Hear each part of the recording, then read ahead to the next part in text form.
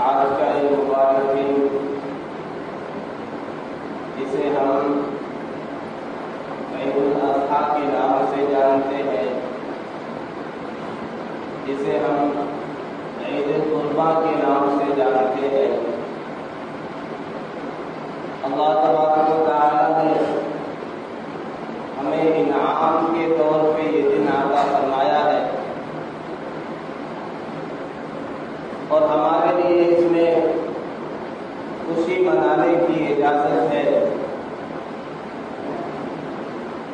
لیکن ہماری جو خوشی کا طریقہ ہوتا ہے اس میں لغو و لعب نہیں ہوتے، اس میں خرافات نہیں ہوتے، وہ اوروں کے طریقے سے یکسر مختلف ہوا کرتا ہے۔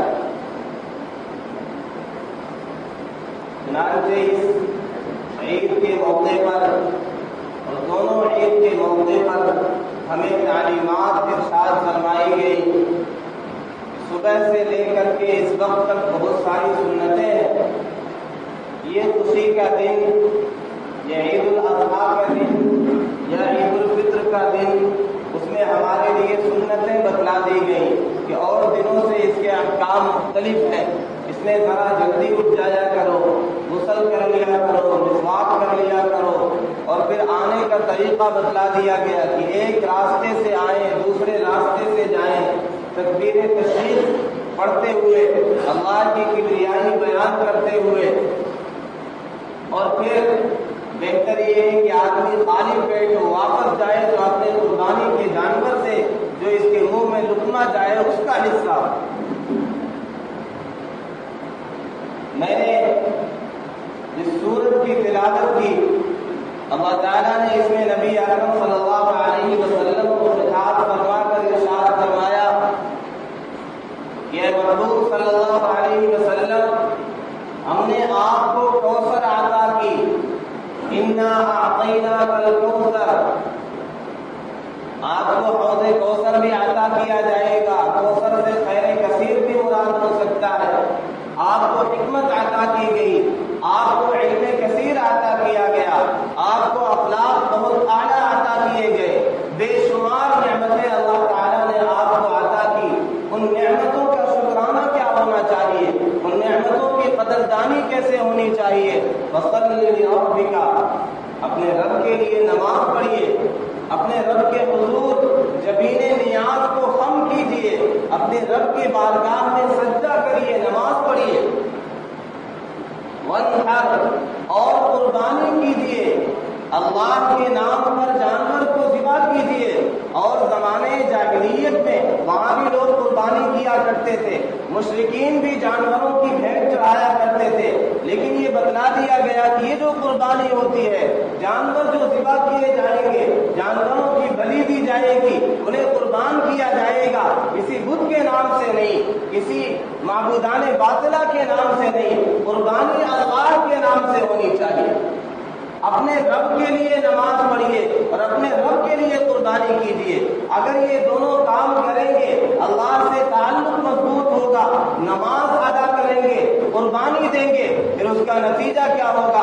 ان شانئک هو الابتر، آپ کے جو دشمن ہیں، آپ کے جو مخالفین ہیں، آپ کے جو خلاف ہمیشہ کھڑے رہتے ہیں، آپ کو جو نیست و نابود کرنا چاہتے ہیں، آپ کو اور آپ کے صحابہ کو جو صفحہ ہستی سے مٹانا چاہتے ہیں، جو آپ کو کہتے ہیں کہ آپ کی نسل چلنے والی نہیں ہے، آپ کے نرینہ اولاد نہیں ہے، لہذا پریشان ہونے کی ضرورت نہیں ہے، آقا صلی اللہ علیہ وسلم کی نسل نہیں چلے گی، یہ تو مٹ جائیں گے، بے نام و نشان ہونے والے ہیں۔ اللہ نے فرمایا یہ دو کام کریے، آپ کا دین بھی چلے گا اور آپ کی سوری اولاد بھی چلے گی، آپ کی حقیقی اولاد بھی چلے گی، آپ کی روحانی اولاد بھی دنیا میں پھیلے گی۔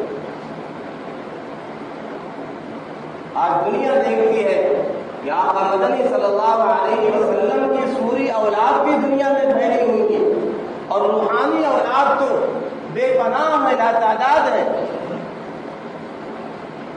اپنے رب کے لیے نماز پڑھیے اور اپنے رب کے لیے قربانی دیجیے۔ ہم جو حالات سے پریشان ہیں، ہم جو حالات کا شکوہ دعا کرتے ہیں، ہم جو شکوے شکایت پر اتر آتے ہیں، یہ برف گرتی ہے تو بیچارے مسلمانوں پر رحمتیں ہیں تیری اغیار کے کاشانوں پر، برف گرتی ہے جو بیچارے مسلمانوں پر۔ ہم ذرا اپنا جائزہ لے لیں، ہم اپنے بارے میں اندازہ کر لیں، محاسبہ کر لیں، کیا ہم یہ دونوں کام کرتے ہیں؟ مجموعی طور پہ امت مسلمہ یہ دونوں کام کرتی ہے؟ اگر ہم یہ دونوں کام کریں گے، اللہ سے ہمارا تعلق مضبوط ہوگا، نمازوں کی پابندی کریں گے، مسجدیں ہماری آباد رہیں گی، اور رب کے لیے قربانی کریں گے، رب کے لیے اپنے جانوروں کو ذبح کریں گے، پھر اللہ تعالیٰ ہمیں دنیا میں بھی کامیاب کریں گے، آخرت میں بھی کامیاب کریں گے، ہمارے دین کا بول بالا ہو جائے گا، ہمارے دنیا کا بول بالا ہو جائے گا۔ سیدنا ابراہیم علیہ السلام کی یہ عظیم قربانی جو ان کی یادگار ہے، انہوں نے قربانی پیش کی، اللہ تعالیٰ نے ان کا نام زندہ جاوید کر دیا۔ دنیا میں ان کا مقام یہ ہے کہ ساری قومیں، تمام آسمانی مذاہب کے ماننے والے لوگ سب انہیں اپنا مقتدی اور رہبر مانتے ہیں، اپنا پیشوا مانتے ہیں، انہیں امام تسلیم کرتے ہیں۔ آج کا یہ دن ان کی یادگار ہے، ان کی سنت کی ادائیگی ہم کرتے ہیں۔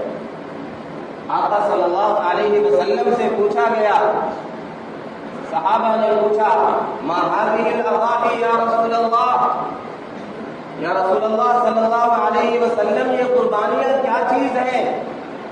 آپ نے جواب دیا، سنت ابیکم ابراہیم، تمہارے باپ سیدنا ابراہیم علیہ السلام کی سنت ہے۔ قالوا فما لنا فیہا یا رسول اللہ، صحابہ نے آگے سوال کیا، ہمیں اس میں ملے گا کیا؟ فرمایا تمہارا مقام تو بہت ہی بلند ہے، اس امت کو خاص فضیلتیں عطا کی گئی، ہونا تو یہ چاہیے تھا۔ ابراہیم علیہ السلام کی جو سنت تھی، انہوں نے کیا کیا؟ انہوں نے ذبح ولد کیا تھا، لڑکے کے گلے پر چھری چلائی تھی، اگرچہ چھری نہیں چلی لیکن عزم فعل کے درجے میں ہوتا ہے، انہوں نے اس کا نہ صرف عزم کر لیا بلکہ اسے کر کے دکھلا دیا، چھری چلا دی۔ ہونا تو یہ چاہیے تھا کہ یہ حکم ہوتا تم بھی اولاد کو قربان کرو، پھر وہ ثواب تمہیں ملے گا جو سیدنا ابراہیم علیہ السلام کے لیے تھا، پھر تمہیں اللہ کی محبوبیت ملے گی، اللہ اپنی رضا کا سرٹیفکیٹ تب تمہیں دیں گے۔ لیکن نہیں، اس امت کی خاص فضیلت ہے آقا مدنی صلی اللہ علیہ وسلم کی وجہ سے۔ فرمایا تم جانور ہی کو ذبح کر دو گے اللہ کے نام پر، اخلاص نیت کے ساتھ، تمہارا مقام یہ ہے، تمہاری نیکیاں اتنی ہو جائیں گی کہ جتنے تمہارے جانور کے اس کے جسم پر جتنے بال ہوں گے اتنی نیکیاں اللہ تعالیٰ تمہیں عطا کر دیں گے۔ قال بكل شعرة حسنة، اس جانور کو تم ذبح کرو گے، اس کے جسم پر جتنے بال ہیں ہر بال کے بدلے میں تمہیں نیکی عطا کی جائے گی۔ صحابہ نے پوچھا فسوق یا رسول اللہ، جن جانوروں کے اوپر بال نہیں ہوتے، اون ہوتے ہیں، تو اون میں تو بہت زیادہ بال ہوتے ہیں، اس میں کیا معاملہ ہے؟ آپ نے فرمایا بكل شعرة من الصوف حسنة، اون میں بھی یہی معاملہ ہے کہ ہر اون میں جتنے بال ہیں ہر ایک کے بدلے میں نیکیاں عطا کی جائیں۔ ہماری جو قربانیاں ہوتی ہیں، ہم جو جانوروں کا انتخاب کرتے ہیں، ہم جو رسمی طور پر قربانی کرتے ہیں، ہماری عبادت کی حالت یہ ہے جیسے مولانا روم رحمۃ اللہ علیہ نے مثنوی میں ایک حکایت لکھی ہے۔ یہ ایک علاقے میں قحط پڑ گیا، لوگ پریشان ہو گئے، ندی اور تالاب اور کنویں سوکھ گئے، قحط سالی سے لوگ مرنے لگے۔ ایک شخص، اس کی بیوی نے مشورہ دیا کہ خلیفہ وقت بغداد کا جو خلیفہ وقت ہے اس کے پاس چلے جائیں، وہ کچھ انتظام کر دیں گے، کھانے کا انتظام کر دیں گے، غلے کا انتظام کر دیں گے۔ اس نے سوچا بادشاہ وقت کے پاس جانا ہے، خلیفہ وقت کے پاس جانا ہے، کیا تحفہ لے کر کے جاؤں؟ بیوی نے ایک مٹکا تیار کر دیا پانی کا، ان کے پاس مٹکے والا پانی کہاں پہ ہوگا؟ بادشاہ کے پاس۔ ہمارے یہاں مٹکا ہے، اس میں پانی مٹکے کا بڑا اچھا ہوتا ہے، یہی تحفے میں بادشاہ کو پیش کر دیں۔ یہ لے کے چلا، لمبا سفر تھا۔ ادھر بیوی نماز کے لیے کھڑی ہو گئی، مصلی بچھا لیا اور رب سلم کی صدائیں لگانے لگی کہ صحیح سلامت یہ خلیفہ وقت تک پہنچ جائے۔ مصلی باز کردہ در نیاز، رب سلم ورد کردہ در نماز، اس کے پاؤں سلامت رہے، کہیں ٹھوکر نہ لگے، یہ پانی سلامت رہے، بادشاہ تک پہنچ جائے۔ ایک مدت کے بعد یہ خلیفہ وقت کے پاس پہنچا، دربار میں تحفہ لے کر کے جب اس کے تحفے کو کھولا گیا، بادشاہ وقت کے سامنے پیش کیا گیا، تو ایک مدت ہو چکی تھی، کھولنے کی وجہ سے پورے دربار میں ایک بدبو پھیل گئی۔ لیکن بادشاہ کریم تھا، سخی تھا، اس نے ظاہر نہیں ہونے دیا۔ اس نے کہا ٹھیک ہے، بہت اچھا تحفہ ہے، اسے اچھے سے قبول کر لیا، ایک کنارے رکھ دیا، اور اس کا جو بھڑا تھا اسے اشرفیوں سے اور سونے سے بھر کر کے، غلوں سے بھر کر کے، اسے جس چیز کی ضرورت تھی نواز دیا، اور کہا اسے لے کر کے جانا تو دجلہ اور فرات کے کنارے سے اسے لے کر کے جانا، تاکہ اسے احساس ہو اس کا تحفہ کیا تھا اور ہم نے جو نوازا ہے ہمارے کرم کی کیا شان۔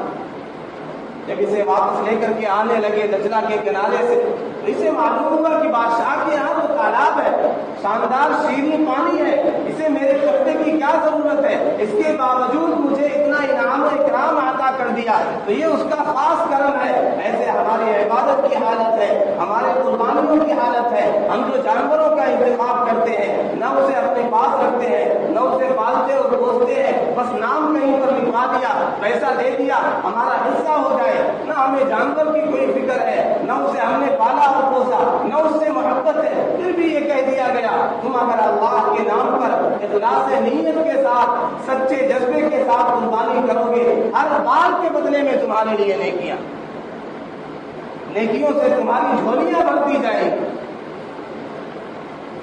یہ سیدنا ابراہیم علیہ السلام کی یادگار ہے، ان کی ادا اتنی پسند آئی کہ تم جانوروں کو قربان کرو گے، تمہیں عظیم ثواب عطا کیا جائے گا۔ یہاں اس موقع پر ہم یہ بھی یاد رکھیں سیدنا ابراہیم علیہ السلام کی سنت کیا ہے۔ ہمیں صرف ان کی یہی سنت یاد ہے کہ انہوں نے جانور کو ذبح کیا، بچے کو ذبح کر رہے تھے، اللہ نے بدلے میں دمبا دیا،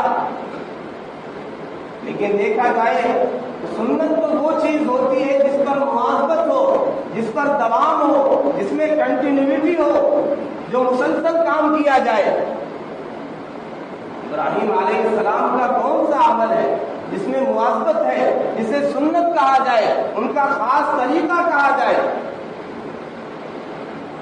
ان کی زندگی کے واقعات، ان کی قربانی کے واقعات اور بیٹے کو ذبح کرنے کے واقعات، اس کا تذکرہ بارہا سنتے ہیں۔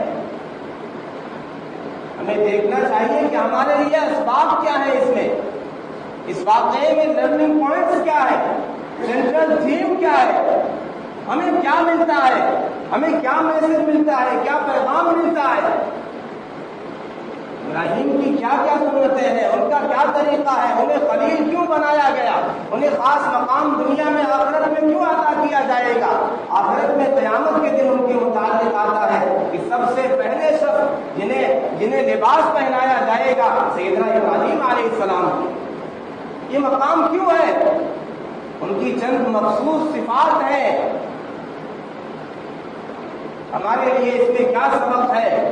سیدنا ابراہیم علیہ السلام نے ان کا جو کچھ تھا، مال و منال، آل اولاد، سب کچھ سمجھا کہ میرا اپنا نہیں ہے، سب اللہ کی عطا کردہ ہے۔ کیا ہم بھی یہ سمجھتے ہیں؟ اگر یہ سمجھتے ہیں تو جب بھی اللہ کا حکم ہو، جہاں بھی لگانے کا حکم ہو، مال بھی لگا دیں گے، خود کو بھی لگا دیں گے، اولاد کو بھی لگا دیں گے۔ ان صلاتی ونسکی ومحیای ومماتی للہ رب العالمین، میری نماز، میری قربانی، میرا جینا، میرا مرنا سب اللہ رب العالمین کے لیے۔ وہ سمجھتے تھے کہ ساری چیز سب اللہ کی عطا کرتا ہے، جان دی ہوئی اسی کی تھی، حق تو یہ تھا کہ حق ادا نہ ہوا، بیٹے کو قربان کر کے ساری قربانیاں دے کر کے پھر بھی جب خانہ کعبہ کی تعمیر کر رہے تو دعا کر رہے ربنا تقبل منا. کوئی غرور نہیں ہے، کوئی ناز نہیں ہے اپنی قربانیوں پر، بلکہ دعا کر رہے اللہ اسے قبول فرما لیجیے. تقبل باب تفعل کا صیغہ ہے، تکلف سے دعا کرنا کہ میں تو اپنے کام کو اس لائق نہیں سمجھتا کہ یہ قبول ہو جائے گا، آپ کا کرم ہو جائے تو یہ قبول ہو جائے. کیا ہمارے اندر یہ جذبہ ہے؟ ہم اللہ کی عطا کردہ ساری نعمتوں کو اپنا سب کچھ، اپنی جان اور مال، عزت، آبرو، عہدہ سب کچھ قربان کرنے کے لیے تیار ہیں؟ کیا ہم یہ سمجھتے ہیں کہ سب اللہ کی عطا کرتا ہے، جب دین کو ضرورت ہوگی، اللہ کے کلمے کو اس کی ضرورت ہوگی، کیا ہم قربان کرنے کے لیے تیار ہیں؟ یہ دن غور کرنے کا ہے کہ ہم اپنا جائزہ لیں. ہمارے لیے جو سبق اس میں ملتا ہے، ہم کیا اس پر عمل پیرا ہے؟ سیدنا ابراہیم علیہ السلام، ان کی زندگی سے حاصل ہونے والا سبق اور ان کی سنت مستمرہ جن پر انہوں نے مواظبت کی پوری زندگی، وہ خود سپردگی ہے، اپنے آپ کو حوالے کر دینا، وفا کا جذبہ ہے. اللہ نے تذکرہ کر دیا قرآن میں وَإِبْرَاهِيمَ الَّذِي وَفَّى، میرا ابراہیم وہ ہے جس نے وفا کر کے دکھلا دی. جو بھی حکم دیا گیا، جو بھی کام دیا گیا، جو بھی قربانی ان سے لی گئی، جو ابتلا اور آزمائش اور امتحان ان پر آیا، انہوں نے پورا کر کے دکھلا دیا، اس میں کوئی کمی نہیں کی. ابراہیم نے پوری وفا کر کے دکھلا دی. وہ کتنا وفادار بندہ تھا. ہم بھی دیکھ رہے ہماری وفائیں اللہ سے، اس کے رسول سے کتنی ہے. ہم کتنے پورے کرنے والے ہیں اللہ کے احکام کو. کیا ہم ان کے نقش قدم پر ہیں؟ تھوڑا سا ادھر سے لے لیا اسلام سے، تھوڑا سا غیروں سے لے لیا، تھوڑا یورپ سے لے لیا، تھوڑے طریقے نصرانیوں سے لے لیے، کچھ طریقے یہودیوں سے لے لیے، بس ہمیں تم ہو نصارا تو تمدن میں ہنو. یہ مسلمان ہے جنہیں دیکھ کے شرمائے یہود، پھر ہم شکوے کرتے ہیں. یہ حالت مسلمانوں کی اگر ابو جہل و ابو لہب دیکھتے، ہدایت تو اللہ کے قبضے میں ہے، لیکن شاید اگر ہماری وہ حالت دیکھتے وہ بھی کہتے لاؤ ہم بھی مسلمان ہو جاتے. اگر اس طرح مسلمان ہوتے، کسی نام کے مسلمان، کبھی ادھر کبھی ادھر، کچھ طریقے یہود کے، کچھ طریقے نصارہ کے، وضع کوئی اور ہے، حیات کوئی اور ہے، لباس کوئی اور ہے، لیونگ اسٹائل کسی اور کا ہے، چہرہ کسی اور کا ہے، طریقہ کسی اور کا ہے، بس نام ہی نام ہے. چند احکام پر عمل کر لیے، باقی سب کو تاپ پر رکھ دیا، بس ایک کچھ ڈال دیا. انہوں نے تو صحابہ کو دیکھا تھا، ان کی قربانیوں کو دیکھا تھا، ان کی وفاؤں کو دیکھا تھا کہ مسلمان کا یہ مطلب ہوتا ہے. اسلام اسے کہتے ہیں، مسلمان ایسے ہوتے ہیں. یہ شہادت ہے، الفت میں قدم رکھنا ہے. لوگ آسان سمجھتے ہیں مسلمان. خیرت نے کہہ بھی دیا لا الہ تو کیا حاصل، دل و نگاہ مسلمان نہیں تو کچھ بھی نہیں. ہم نے زبان سے دو بول کہہ دیے، ہم نے سمجھا کہ ہم مسلمان ہو گئے حقیقی. دل و نگاہ مسلمان نہیں تو کچھ بھی نہیں. کیا یہ جذبے ہمارے اندر ہیں؟ سیدنا ابراہیم علیہ السلام کی زندگی سے حاصل ہونے والا ایک اور عام سبب، اللہ کا عشق ان کے اندر تھا. اللہ کی محبت ہر درجہ بھری ہوئی تھی. دنیا کی محبت، اولاد کی محبت، جائیداد کی محبت، کسی بھی چیز کی محبت اللہ کی محبت کے مقابلے میں نہیں آتی. اللہ کی محبت کو ہمیشہ آگے رکھا. اللہ کے عاشق تھے، خلیل تھے. اللہ ہم نے بھی یہ جذبہ دیکھنا چاہتے ہیں، ہمارے اندر بھی عشق دیکھنا چاہتے ہیں. با خدا دیوان باز، با محمد ہوشیار. محمد صلی اللہ علیہ وسلم کے ساتھ ہمارا معاملہ ذرا احتیاط والا ہونا چاہیے، ہوشیار والا ہونا چاہیے. یہاں بہت زیادہ آگے بڑھ کے ایسی عاشقی کا مظاہرہ کرے کہ نبی کے مقام کو اللہ تک پہنچا دے، اس کی اجازت نہیں ہے. یہاں ہوشیار رہنا ہے.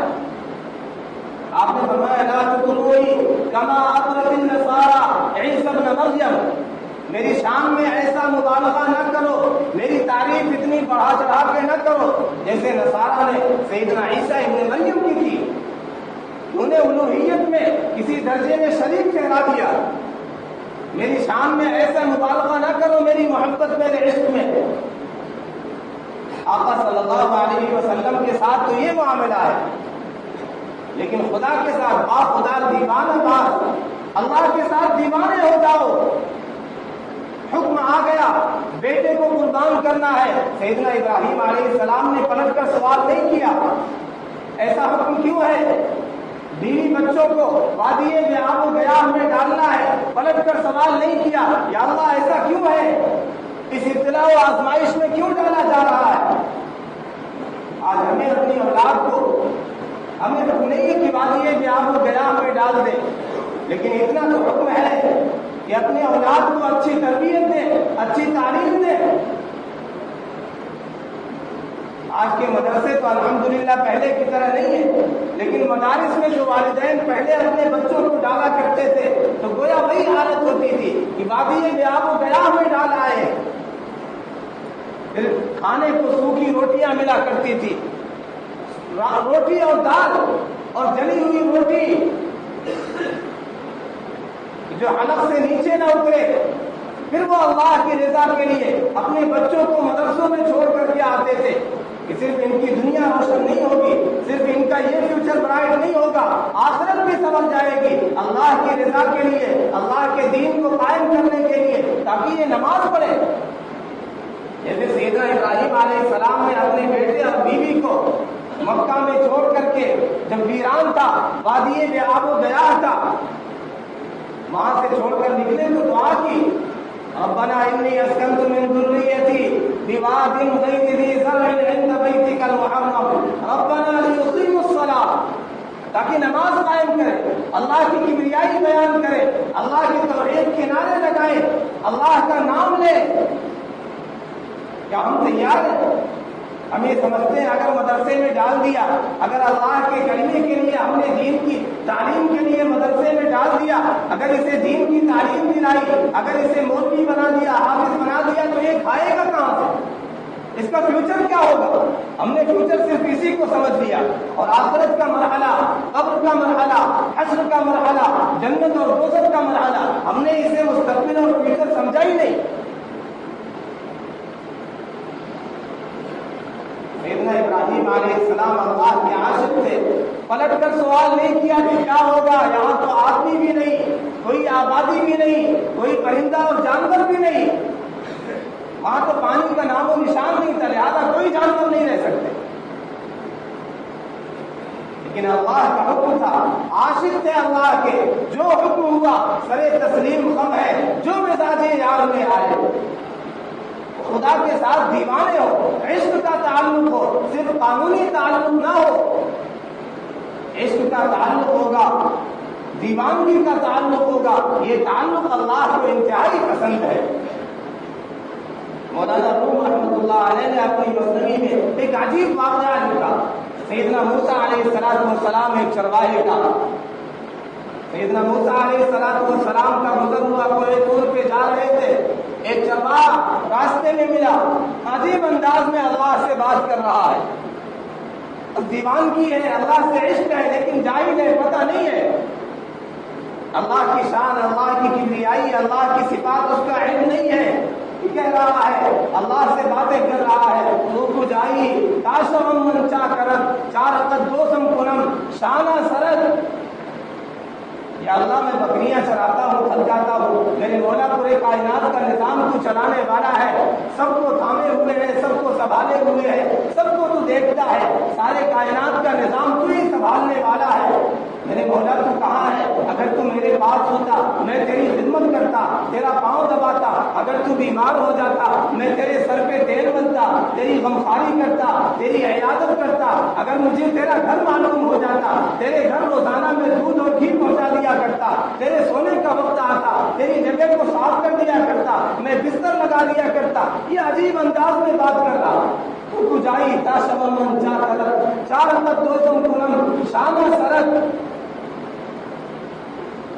موسیٰ علیہ السلام شاعر، قانون دان، غصے سے آگ بگولا ہو گئے، شراب خواہ ہو گئے، بے وقوف، کیا باتیں کر رہا ہے اللہ کی شان میں، کیسے جملے کہہ رہا ہے، تو کافر ہو گیا، تو اسلام سے خارج ہو گیا، تجھے پتہ نہیں کہ اللہ کو ان چیزوں کی ضرورت نہیں ہے، اللہ ان چیزوں سے مبرہ اور منزہ پاک ہے۔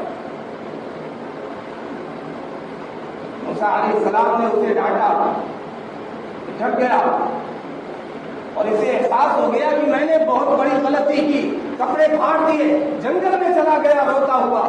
ادھر موسیٰ علیہ السلام تھوڑے دور پر پہنچے، اللہ تعالیٰ نے تنبیہ کی، اے موسیٰ وحی آمد سورہ موسیٰ از خدا، موسیٰ علیہ السلام کی طرف وحی آئی کہ میرے بندے کو مجھ سے جدا کیوں کر دیا، تو برائے وصل کردن آمدی، نے برائے فصل کردن آمدی، تم تو ملانے کے لیے آئے ہو، تم تو جوڑنے کے لیے آئے ہو، تم تو لوگوں کو مجھ سے وصل کرانے کے لیے آئے ہو، جدائیگی کرانے کے لیے نہیں آئے ہو، میرے بندے کو مجھ سے جدا کیوں کر دیا؟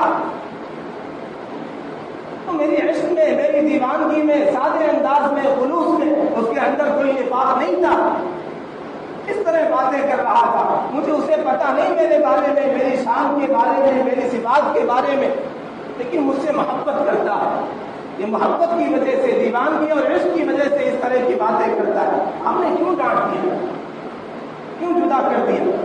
موسیٰ علیہ السلام واپس آئے، دیکھا وہ رو رہا ہے، اور کہا تم جو کہہ رہے تھے وہی کہو، اللہ نے میری تنبیہ فرمائی، کہا نہیں، نبی کی صحبت کی وجہ سے، ایک لمحہ نبی کی صحبت کی وجہ سے مجھے معرفت کا نور مل گیا ہے، وہ پہلے جہالت کی وجہ سے میں یہ ساری باتیں کہا کرتا تھا، اب تو آپ کے ایک لمحے کی صحبت کی وجہ سے اللہ کی محبت اور عشق میں اور اضافہ ہو گیا ہے، اب تو معلوم ہو گیا ہے کہ اللہ ان تمام چیزوں سے پاک ہے، مبرہ اور منزہ ہے، اسے ان چیزوں کی ضرورت نہیں ہے، اب وہ جملے کہنے کی ضرورت نہیں ہے۔ سیدنا ابراہیم علیہ السلام کی زندگی، ان کی قربانی ہمیں اللہ کا عشق سکھلاتی ہے کہ اللہ کے عاشق بن جائیں، عاشق صادق بن جائیں، جہاں بھی ضرورت پڑے، جب بھی اللہ کا حکم آ جائے سب کچھ لگا دے، سب کچھ قربان کر دے، اپنا مال لگانا ہے، اپنی جان لگانا ہے، عہدوں کو قربان کرنا ہے، ہر چیز قربان کرنے کے لیے تیار ہے۔ قربانی جسے اللہ نے کہا کہ اللہ کو تو گوشت نہیں پہنچتا، اللہ کو تو اس کا خون نہیں پہنچتا، تو تمہارا تقویٰ پہنچتا ہے، ایک طرز زندگی پیدا کرنا چاہتے ہیں ان چیزوں سے، یہ جو حکم دیا گیا تمہارے اندر ایک طرز زندگی پیدا ہو، ابراہیم علیہ السلام کے نقش قدم پر چلو، اور پھر قربانی کرنے کے لیے جو حکم دیا گیا، اس کے جو احکام بیان کیے گئے، جو تفصیلات بیان کی گئی، اس کے گوشت کے 3 حصے کیے جائیں، اپنے لیے بھی رکھو اور ایک حصہ دوستوں رشتہ داروں کے لیے، پڑوسیوں کے لیے رکھو، ایک حصہ غربا اور مساکین کے لیے رکھو۔ ایک درس دیا جا رہا ہے، ایک میسج دیا جا رہا ہے کہ تمہاری پوری زندگی اسی طرح ہونی چاہیے کہ صرف اپنی فکر نہ ہو، اپنے پیٹ کی فکر نہ ہو، اپنی دکان کی فکر نہ ہو، اپنے پڑوسیوں کا بھی خیال رکھا کرو، انہیں تکلیف نہ پہنچایا کرو، انہیں کھانے بھی پہنچا دیا کرو۔ اور آقا صلی اللہ علیہ وسلم نے فرمایا کوئی اچھا کھانا بنے، گوشت وغیرہ بنے تو پانی ذرا سا بڑھا دیا کرو، شوربہ بڑھا دیا کرو، ان تک بھی پہنچا دیا کرو۔ قربانی کے ایام میں یہ تعلیم دی جاتی ہے کہ غربا کا بھی خیال رکھو، مساکین کا بھی خیال رکھو، اپنے پڑوسیوں کا بھی خیال رکھو، اپنی ذات سے، اپنے اعمال سے کسی کو تکلیف نہ پہنچاؤ۔ ہم یہ قربانی کریں تو یہ سارے اسباب خاص طور پر یاد رکھیں، اور ہماری پوری زندگی اسی طریقے پر ہونی چاہیے کہ ہمارا تعلق اللہ سے مضبوط ہو، اللہ سے عشق ہو، اللہ کے حکم کے سامنے ہم پورے وفادار بن جائیں، اللہ سے وفا کرنے والے ہو جائیں، بندوں کے ساتھ بھی ہمارا تعلق اچھا ہونا چاہیے، ہم غریبوں کا، مسکینوں کا، پڑوسیوں کا، ہر ایک کا خیال رکھیں، ہماری ذات سے کسی کو تکلیف نہ پہنچے۔ ہم جب قربانی کا فریضہ انجام دیں، اس وجوہ کی ادائیگی کریں، تو ہم جو قربانی کرتے ہیں اس کے گوشت سے، اس کے خون سے، اس کے فقرات سے، کسی بھی چیز سے کسی کو نقصان نہ پہنچے۔ ہم یوں ہی راستوں میں چھوڑ دیں، گلیوں میں غلاظت کو پھینک دیں، شریعت اس کی قطعاً اجازت نہیں دیتی ہے، اس کی ایک ایک چیز متبرک ہے، اسی لیے حدیث میں ان چیزوں کے بارے میں کہا گیا وإن الدم ليقع من الله بمكان قبل أن يقع بالأرض وإنه ليأتي يوم القيامة بقرونها وأشعالها وأظلافها. یہ جانور اپنے قرون کے ساتھ، اپنے خون کے ساتھ، یہ ساری چیزیں ان کے ساتھ آخرت میں آئے گا. مطلب یہ ساری چیزیں جن کی تم اہمیت نہیں سمجھتے ہو، اس کا بدل بھی تمہیں وہاں ملے گا. اور یہ سفارشی بھی تمہارے بن سکتے ہیں، یہ چیزیں بھی تمہارے کام آئیں گی جنہیں تم کام کا نہیں سمجھتے ہو. لہٰذا کسی چیز کی بے حرمتی نہ کریں. ان ساری چیزیں جو فضلات ہیں جنہیں استعمال نہیں کیا جاتا ہے، اسے اچھی طرح دفن کر دیا کریں. اس سے کسی کو تکلیف نہ پہنچے، کوئی تعفن نہ پیدا ہو. اور ہم جب جانور کے گلے پر چھری چلاتے ہیں تو یاد رکھیں کہ اپنے خواہشات کے گلے پر بھی چھری چلا دیں. جیسے خون نکل جاتا ہے، فاسد چیزیں نکال کر کے پھینک دیتے ہیں، ایسے اپنے اندر سے نفس امارہ کو نکال کر کے دفن کر دے. خواہشات کو، حرص و حوث کو، کبر کو، طمع کو، حسد کو، غضب کو، ساری چیزیں جو بری صفات ہیں، ان ساری چیزوں کو ہم دفنا دیں. قربانی میں صرف جانور کو ذبح کرنا یہ تو ایک علامت ہی وہ ہے جسے ہم توان اور کرہن کسی بھی اعتبار سے کر لیتے ہیں، لیکن جو حقیقی پیغام ہے وہ ہمارے سامنے نہیں ہوتا ہے. تو حقیقی پیغام جو قربانی کی روح ہے وہ ہمارے سامنے ہونا چاہیے. سیدنا ابراہیم علیہ السلام کی سیرت سے حاصل ہونے والے جو اسباب ہیں وہ سارے اسباب ہمارے سامنے ہونے چاہیے. اللہ رب العزت والجلال وہ سارے اسباب یاد رکھنے، ان پر عمل کرنے کی توفیق نصیب فرمائے. وہ سارے اسباب ہمیں یاد رہیں گے، ان پر عمل کریں گے تو انشاءاللہ ہم دنیا میں کامیاب و کامیاب رہیں گے. اور تاریخ شاہد ہے جب جب ہم نے ان اسباب کو بلا دیا ہماری پٹائی ہوئی، ہم پر حالات آئے، ہم پر آزمائشیں آئیں، ہم پر عذاب اور تکلیفیں آئی. تاریخ شاہد ہے آج بھی ہماری وہی حالت ہے کہ ہم نے وہ سارے سبب بلا دیے، اللہ کو بلا دیا، اللہ کے احکام کو ہم نے چھوڑ دیا، دین کی محنت کو ہم نے چھوڑ دیا، دین سے محبت ہمارے اندر نہیں رہی، اولاد کی دنیا کی محبت ہمارے اندر سرایت کر گئی. پھر وہی حالت ہے کہ لوگ گاجر اور مولی کی طرح تمہیں کاٹیں گے. جیسے دسترخوان پر لوگ دعوت دیتے ہیں ایسے لوگ دعوت دیں گے. اگر ہم چاہتے ہیں کہ ہماری حالت بہتر ہو جائے، اللہ کی رحمت ہماری طرف متوجہ ہو جائے، تو ہمیں اپنے حالات کو تبدیل کرنا ہوگا، اللہ سے اپنا معاملہ صاف کرنا ہوگا. سیدنا ابراہیم علیہ السلام کی زندگی سے حاصل ہونے والے اسباب پر عمل کرنا ہوگا. اللہ رب العزت والجلال کہنے سننے سے زیادہ عمل کرنے کی توفیق نصیب فرمائے. وآخر دعوانا الحمد للہ رب العالمین. نماز کا طریقہ سن لیں اور قربانی کا طریقہ بھی سن لیں. قربانی کا طریقہ یہ ہے کہ جانور کو قبلہ رخ لٹایا جائے بائیں پہلو پر، اور اپنا دایاں پاؤں رکھیں گے اس کے شانے پر.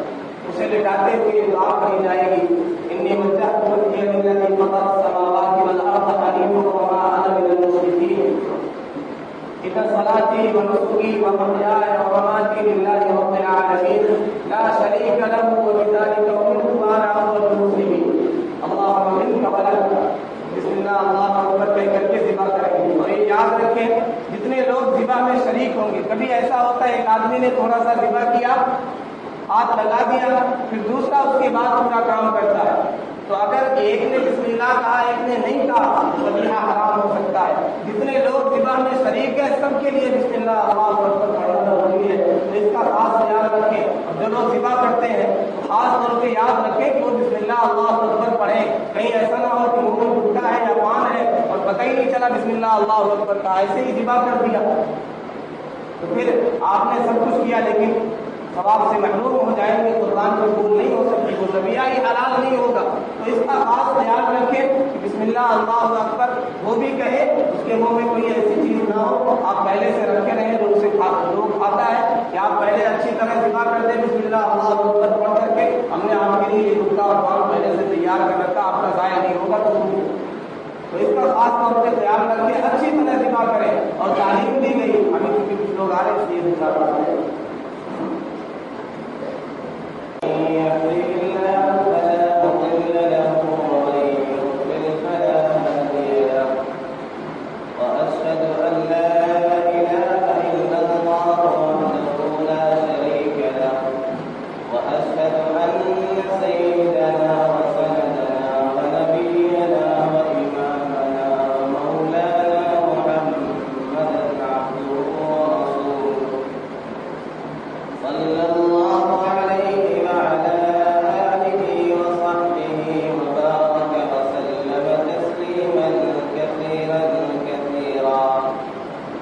ما